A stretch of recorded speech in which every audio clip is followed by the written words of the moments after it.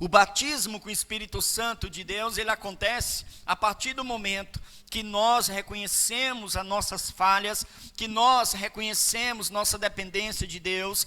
O batismo com o Espírito Santo de Deus, ele acontece a partir do momento que eu não desejo mais andar, né, segundo as coisas mundanas, né, e decido seguir as coisas espirituais. Decido seguir as leis espirituais, não deixando de obedecer às leis do homem, conforme a palavra do Senhor diz, que nós temos que ser obedientes às leis do homem.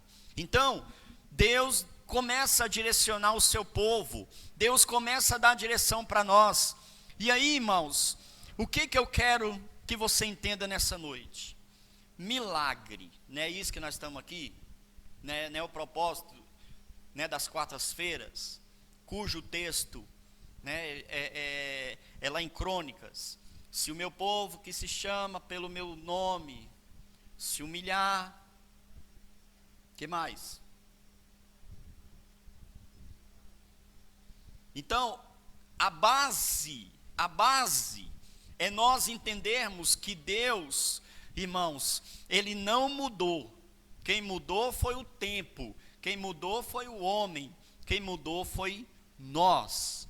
Então Deus é o mesmo ontem, hoje e eternamente, e sempre será o mesmo. Então, o mesmo Deus que criou o mundo há milhares de anos atrás, o mesmo Deus que acabou com o mundo, o mesmo Deus que poupou a vida de Noé e a sua família, o mesmo Deus que fez as maravilhas, é o mesmo Deus de hoje. Então os milagres não são diferentes. Quem está entendendo, diga. Deus ainda é o Deus do milagre. O milagre está nas mãos dele, né? O milagre está com ele. E nós precisamos criar o ambiente do milagre. Nós precisamos, irmãos, preparar para que o milagre possa descer. Muita gente quer milagre, mas não muda. Muita gente quer que Deus faça milagre, mas ele não faz, né, o que tem que ser feito para que o milagre possa acontecer. Então, quando Jesus, ele passa por aquela figueira, ele não acha fruto naquela figueira, ele a amaldiçoa. E a Bíblia diz aqui, na manhã seguinte, quando eles estavam voltando, eles iam, né, toparam com a figueira, não acharam nada, Jesus amaldiçoou a figueira e foi-se embora. Quando eles estavam voltando, a figueira estava seca até a raiz, desde a raiz.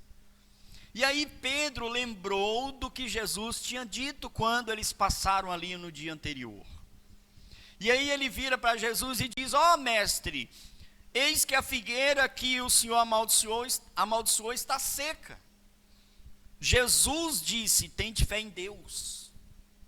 Jesus olha para Pedro e diz assim: Pedro, por que estás aí tão atônito? Por que está aí como se isso não pudesse acontecer? Então Jesus estava dizendo para Pedro que quem tem fé mesmo, quando ele for orar, ele tem que orar usando a fé. Eu vou receber aquilo que eu estou colocando diante de Deus. É isso que o texto está dizendo. Mas o nosso inimigo espiritual, sabendo, conhecendo a palavra e conhecendo Deus, porque, irmãos, a gente precisa conhecer Deus para poder entender o que Deus está fazendo. Tem muitos filhos que não conhecem os pais. Tem muitas pessoas dentro da igreja que ainda não conhecem Deus.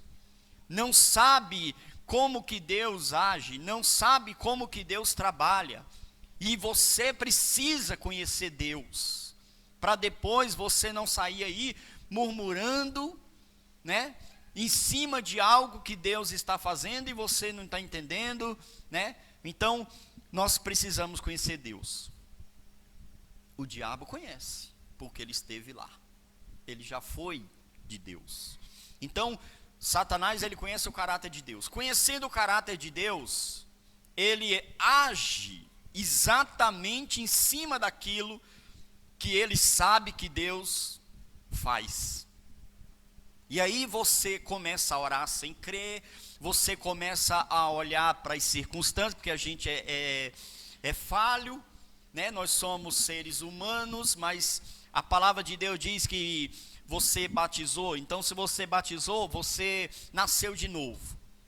Se você ainda não tem essa noção, você que é batizado, você precisa retomar isso. Quando a Bíblia diz, volta lá, vê de onde você caiu, para poder retomar tudo novamente. Então você tem que voltar lá no dia do seu batismo, e de lá para cá você vai ter que vir profetizando na sua própria vida.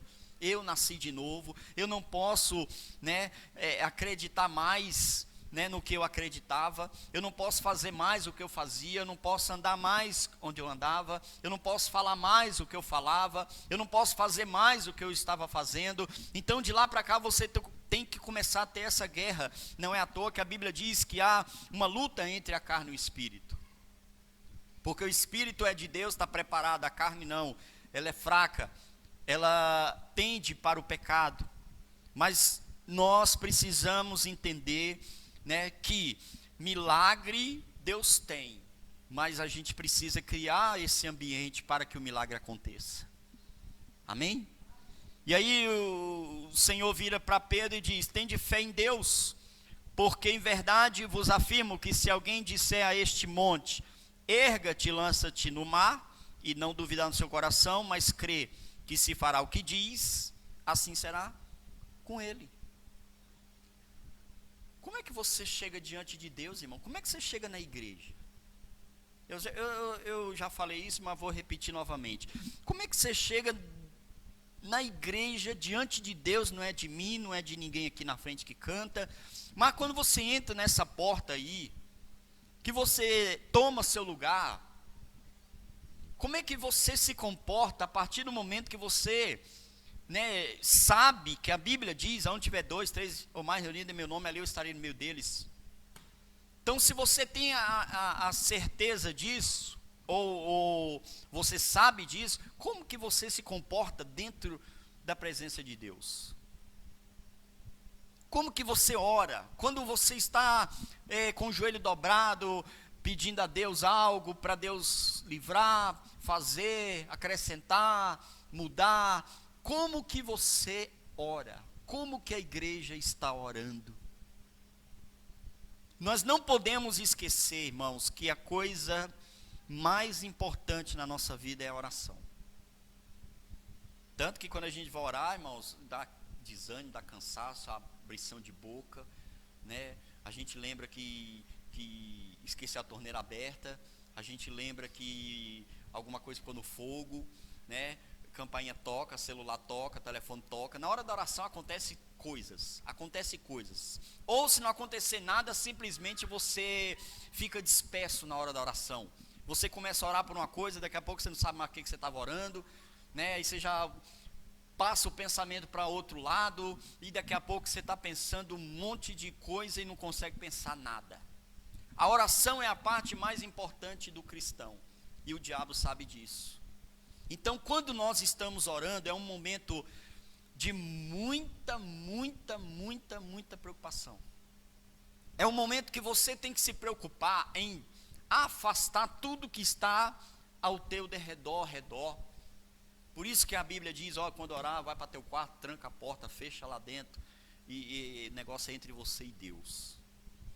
Não tem como orar, irmãos, a não ser em espírito, lógico, mas mesmo assim, você está dentro do ônibus, dentro do carro, tem a preocupação do trânsito, você está no ônibus, tem a preocupação de todo mundo falando ao mesmo tempo, né? Você está no dia a dia, tem aquela, né, tem vizinho, tem barulho, tem isso, tem aquilo. Por isso que a madrugada é o melhor horário para uma pessoa buscar Deus. Mas na madrugada você está o quê? A luta. Diga comigo, eu preciso preparar o ambiente para o milagre.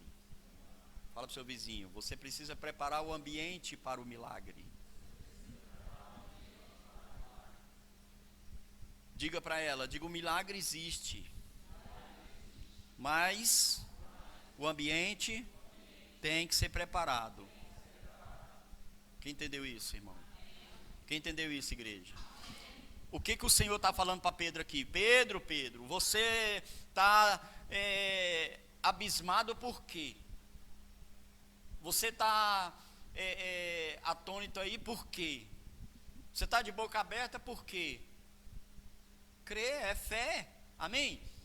Ah, mas é Jesus que amaldiçoou. Não, ele está falando aqui, ó, porque em verdade vos afirmo, se alguém disser a este monte, ele não está falando ele não está incluindo, olha, essas coisas de milagre aí, né, de fé milagrosa para acontecer só comigo.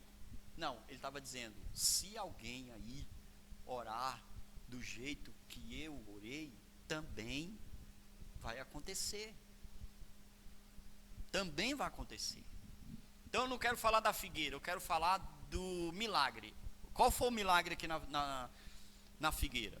O milagre foi que ela secou, como Jesus tinha dito, né? Jesus disse, olha, nunca, jamais coma alguém fruto de ti. E seus discípulos ouviram isso. Quando Jesus disse, nunca, jamais coma alguém fruto de ti, o que Jesus estava dizendo? Você morreu. Então, a primeira coisa que tinha que secar era a raiz. Então a palavra do Senhor diz que desde a raiz a figueira secara. Então, o que eu quero que você entenda? Qual é a tua necessidade? Qual é a tua necessidade?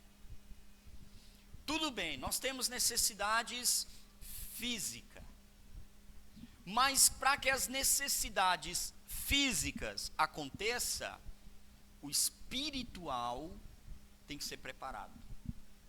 Como é que aquela figueira secou? Com álcool? Com fogo? Não.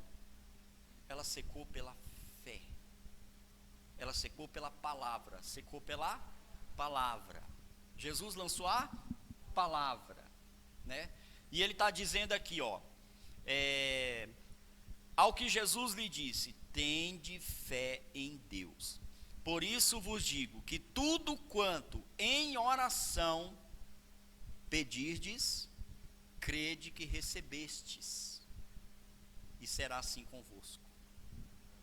Ele está dizendo, no momento que você pedir, creia que você já recebeu.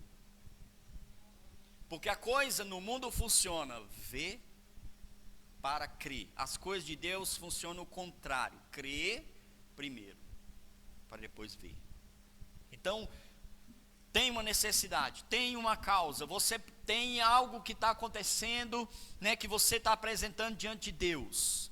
Mas o texto está dizendo, nós estamos falhando no momento que nós estamos orando. Nós estamos deixando, né, a falha no momento da oração. Nós estamos orando, mas a palavra está sendo falha. Não está sendo acompanhada da fé. Senhor, essa é a necessidade. Obrigado por ter recebido. Você não recebeu. Você está profetizando. O que é, fulano? Por que você está assim? Ah, pastor, a coisa está ruim, está difícil. Não é, o crente não pode andar, não pode. Dias atrás eu preguei aí, o diabo quer fazer nós baixarmos a cabeça.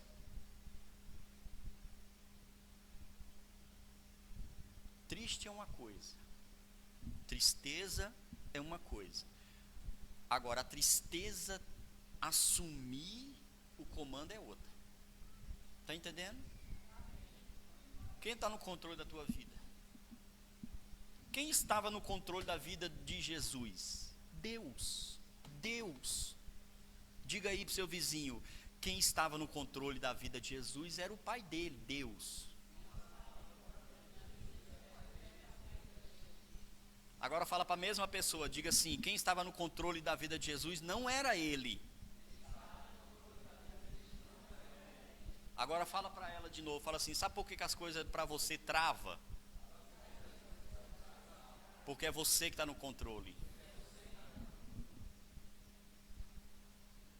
Nenhum amém aí? Nenhum glória a Deus?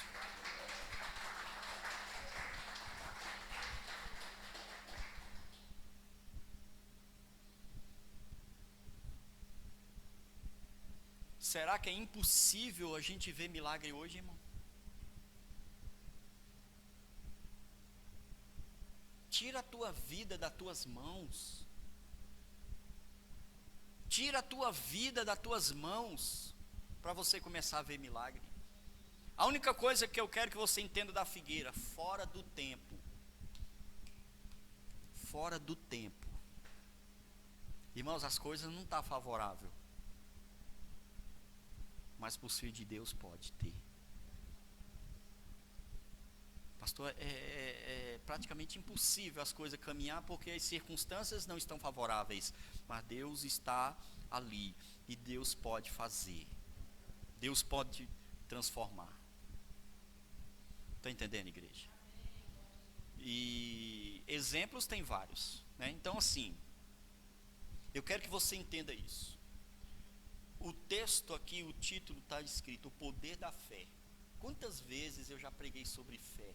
Quantas vezes você já ouviu pregações sobre fé? Ah, fé, fé, fé, né? Deus agia, fé, sem fé é impossível agradar a Deus, né? Então assim, quantas vezes você já ouviu falar isso? O problema nosso é na hora. Lá em Deuteronômio capítulo 8, Deus pega o povo e leva para o deserto.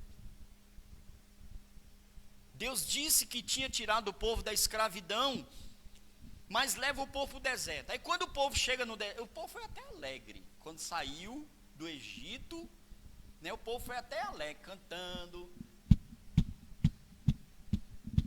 né, tudo alegre. Mas quando chegou no deserto, quando eles viram que as coisas estavam, né, difíceis, quando eles olharam para aquela areia, que não era terra, deserto é areia.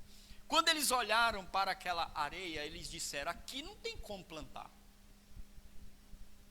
Se você ler a história do deserto, você não vai ver quanto tempo eles passaram no deserto, 40 anos. Eles não plantaram manga, eles não plantaram couve, eles não plantaram tomate. No deserto não houve plantio. Se você analisar e ler o texto, você vai ver que eles comiam porque Deus mandava. No deserto não tinha padaria, não tinha açougue, não tinha mercado, não tinha quitanda do seu Manel para pegar fiado lá para pagar no mês que vem. E outra, eles também só bebiam água quando Deus mandava. Isso te fala alguma coisa? Hoje não, hoje tem Caesb, tem Saniago, lá para quem mora lá do Goiás, Sabesp, para quem mora em São Paulo, não sei o que, lá para Minas. Não, hoje tem água. Então hoje o povo não passa sede, porque tem água. É paga, mas tem. Ou então vai para um rio aí, tem água limpa, ele vai lá e debruça e bebe. Tem os recursos. Como é que vai viver de milagre desse jeito? Como é que vai viver de milagre se é quando ele está precisando de alguma coisa, quando a gente está precisando de alguma coisa, a gente recorre a quem está do nosso lado? Como que nós vamos experimentar os milagres? Quem está entendendo? Então, é isso que eu quero que você entenda, irmãos. Quando a palavra do Senhor diz, você que tem salário nesse mundo, você que vive com os recursos desse mundo, viva como se não tivesse. O que Deus está querendo? Deus está querendo que você, irmãos, entregue a direção da sua vida na mão dele. Deus está querendo isso. Quando Deus disse para Pedro, Pedro, olha, tendes fé em Deus. Tendes fé em Deus. Quando os discípulos chegaram para Jesus e disse, Senhor, apresenta-nos o Pai. Jesus ficou irado e disse, como eu não estou ouvindo direito, o que vocês estão falando? Apresenta-nos o Pai. Jesus disse, eu tenho andado convosco e vocês não têm me reconhecido. Quem me vê, vê o Pai. Aí eu pergunto, irmão, quem vê hoje o povo que diz que é de Deus, está vendo Deus?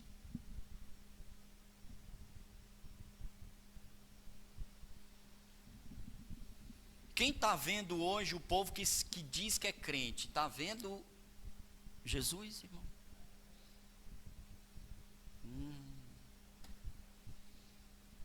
Por isso vos digo que tudo quanto em oração pedirdes, crede que recebestes e será assim convosco.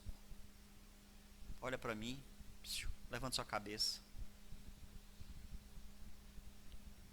O problema nosso, irmãos, é o seguinte: ora um dia, ora uma semana, ora um mês, ora um ano, não resolveu, vem o desespero, o desânimo, o cansaço, a fadiga, vem tudo. Não esqueça, irmãos, que Deus passou 40 anos ali no deserto andando com o povo. E não é porque Deus estava com o povo ali que tudo acontecia quando o povo queria. Não. E olha que Deus fez muito mais milagre naquele tempo do que faz hoje. Mas Deus decidiu isso.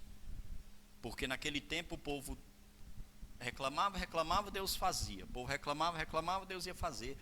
E aí Deus parou com esse negócio. Agora a coisa mudou. Então olha para mim.